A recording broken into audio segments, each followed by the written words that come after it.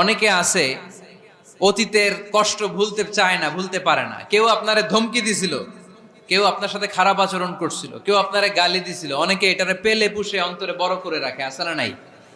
ভুলতে চায় না। মনের ভেতরে রাগ পেলে পুষে রাখা ঠিক না। মনে মনে কয়, তুই আমারে মারছিলি, আমি তোরে মারুম। তুই আমারে অপমান করছিলি ওই দিন, যদি একদিন সুযোগ পাই তোরে হোতা এলামু। আছে না এরকম? সেই 20 বছর আগে আপনার এসে অপমান করছে, ওইটারে পেলে পুষে আপনি অন্তরে নিয়ে বয়ে বেড়াচ্ছেন। আর এই হিংসা ক্ষোভ যদি রাগ ভিতরে রাখেন, এটা আপনারা জ্বালায় দেয় ভিতরে, জানেন? আর যদি আপনি ক্ষমা করে দেন, একেবারে ঠান্ডা। জানেন এই ফর্মুলা আপনারা? এজন্য রাগ, ক্ষোভ, হিংসা কখনো অন্তরে পুষে রাখতে নাই। মা যাদাল্লাহু আবদান বিআফওয়িন ইল্লা ইজ্জান। কোন বান্দা যদি তার অন্য কোন ভাইকে ক্ষমা করে দেয়, আল্লাহ তাআলা ওই ক্ষমাকারীর সম্মান আর মর্যাদাকে বাড়িয়ে দেয়। আল্লাহ তাআলা নিজে